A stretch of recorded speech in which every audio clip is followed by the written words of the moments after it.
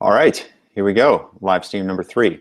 So it's Sunday afternoon, and I don't always work on the weekends. I generally have to work one day on the weekends right now, and it's not a full day, which is good in most cases. I got this idea of doing what's called a free day, at least one day every week. And a free day is something I learned from a guy named Dan Sullivan, who has a whole coaching program he calls Strategic Coach. And I tried this program out a couple of years ago, and it was okay. There's some things about it that were not a good fit for me. I'm sure it was a good fit for a lot of other people. But specifically, one of the things I did learn that was really valuable was called this concept of a free day. And so a free day is when it starts at midnight and goes to midnight the next day, and you do absolutely no work. You don't do text, you don't do email, you don't even think about work. If you start thinking about work, move your mind, move your attention to something else. So today is not a free day. Yesterday was a free day, though. And so I've been trying to figure out the right rhythm as to whether or not to make Saturday the free day or Sunday the free day. The advantage of Saturday being a free day is that I've typically been pushing really hard throughout the week from Monday through Friday. And frankly, by Friday, my brain's a little dead. And the weekend time is usually spent doing proactive work for the following week. I'm setting things up, working on new content for my members of the Startup Selling Program, and just generally kind of getting ready for the week that's moving forward. So the downside of doing the working on Saturday is that my brain is already dead. I need just a day, excuse me, a day to refresh. The downside to working on Sundays is that Monday is obviously the work day, and Monday through Friday is a big push. And so I'm kind of like inching into the week a day early. So it would be nice if I could figure out a way to stabilize exactly when the optimal place is. So still working on that, but the good news is that typically I'm down to working a couple of hours, kind of a block in the afternoon, from anywhere from like 1 to 5, 2 to 6, something like that. And so right now, the stuff that I'm working on today starts with, and the advantage of working in the afternoon is that I can use the morning as kind of what a lot of people think is a lazy Sunday morning a little bit. So for me this morning, it's just about sleeping in a little bit, getting a little extra rest. Was asleep last night before 9 o'clock and slept pretty much till about 6:30 or 7 this morning. So getting a lot of sleep to help my brain rest. Got up, did a meditation, then a 6-mile run, and then spent time with my family, which is great. And then we split off in the afternoon here so that I could get to the office and focus on what I call the utility day. Like I said, planning for next week. So knocking down a few open projects, a few things that are on the list to do before next week, especially with it being the holiday week beginning. And so like a lot of people, I'll have a short week and doing some traveling and that kind of thing. So, so that's kind of what brings me here to the office and deciding to do a live stream here on a Sunday afternoon. I wanted to give you some visibility on how I work over the weekends and what I'm using that time for. So today I came in with a semi-plan, which has been actually a little bit frustrating. A lot of times when I come in on Sundays, I've got 2 or 3 really specific deliverables, whether that's putting together the email update for my members, or developing new content, or getting a new small project done. And I had a lot of little things to do, and it's eaten up a lot of time, but not too much. I've made some good progress there. Also learning a little bit about some marketing efforts that I did over the last week, and that I'm actually getting some page views on things, which is great. And so I spent a little bit of time on Twitter, seeing that people are liking and retweeting a few things that I'm doing, particularly around this live stream. Learned that Twitter has a dashboard. Didn't know they had that. I have been spending a lot of time on Twitter lately, and saw they have a dashboard of your most popular tweets over the last period of time, which is really good. So there's some ways I can start thinking about doing that. Did 2 Quora posts, 2 Quora answers this past week, and was able to see just the views and the likes and the shares around those questions, which is really good visibility. And I also promoted a Facebook page or Facebook update. So I posted an answer that I wrote on Quora to Facebook, and then I promoted that.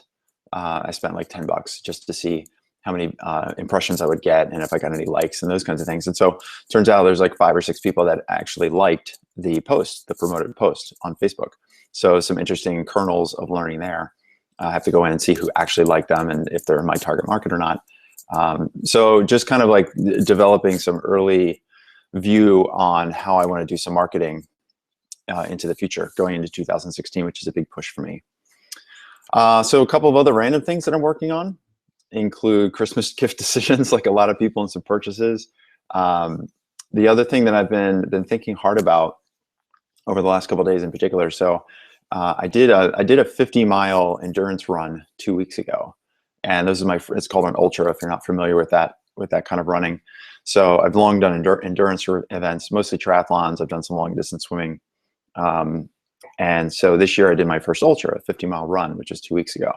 And it went really well. I was really, really excited with my pace, how my body felt afterwards. And I felt really strong finishing the 50 miles. I mean, I definitely felt tired. I'm not Superman here, but I definitely felt like, man, I could probably keep going if I need to keep going. And as is often the case with me, I hit that goal of doing the ultra. And so my mind immediately went to like, wow, if I could do a 50-mile race, I could probably do a 100-mile race with the right training. So I started knocking that idea around over the last couple of days, seeing and figuring out if I was going to do a 100-mile run at some point. And I think I could probably get that trained. I could get trained up to do that sometime early in the year, like March, April, if I could find the right race that's not too crazy.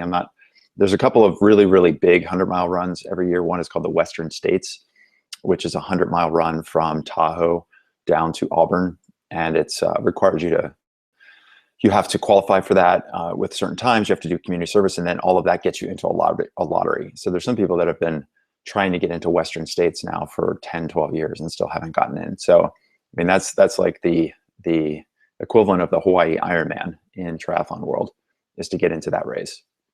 Another big race is called Leadville, which is super challenging. It's in, I think it's Leadville, Colorado, goes up to like 12,000 feet or something like that. So I don't think I'm not trying to get into those difficulty, that level of difficulty for a 100-mile, but on the other hand, I do want to do something that's relatively challenging. So anyway, this is all the stuff that goes on in my brain, just to give you some insight of how I think about some of these endurance challenges. So, you know, hit that 50-miler for the first time, now thinking about the 100-miler.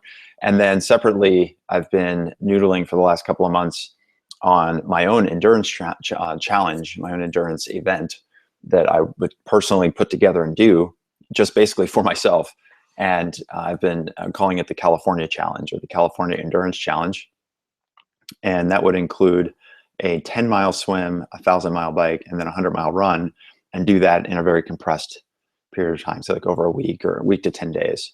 So basically do the swim in one day, and then a few days of biking, cycling, and then do the 100-mile run. So been talking, that kind of went a little quiet for the last 2 months or so, because I've been so focused on work stuff and really focused on getting this 50-mile run out of the way, that I kind of tabled it in my brain a little bit.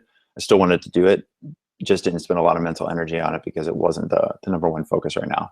And now that I'm through this 50-mile race and feeling really good, definitely feeling like I want to try to tackle that. There's just all kinds of logistics though when it comes to company, and most importantly in terms of like balancing the family aspect of me going and training for that, organizing that, and then actually doing that for 7 to 10 days puts a lot of work on my wife especially. So we're talking through that to see if it's something we can do or not. And if we can, that would be awesome. And if we can't, that's okay too.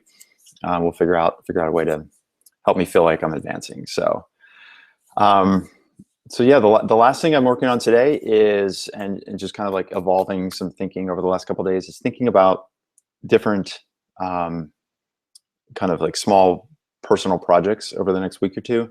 So as much as I'm going to be traveling for Christmas, like a lot of people, spending time with family, have to do a little bit of work here and there, I also wanted to spend some time doing some personal things. So one of the things I almost always do is after an endurance event like that 50-mile race or a triathlon or something like that, is I do a blog post or a race report.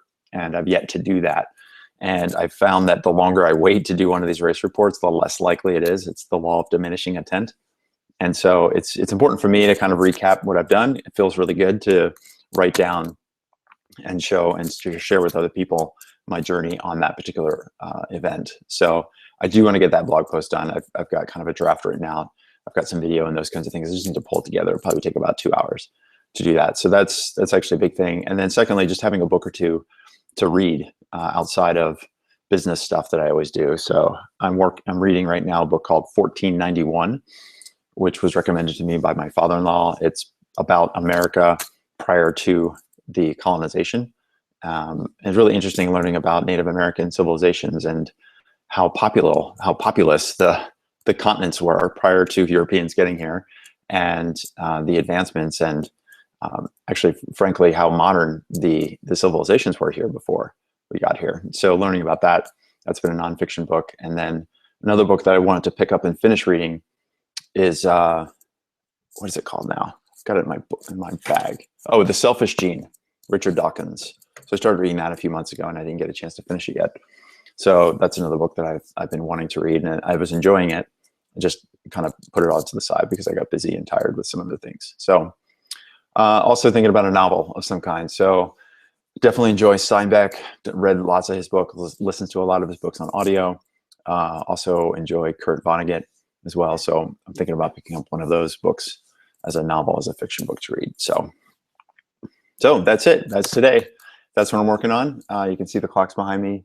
It is, what time is it? About 3:15 here in California.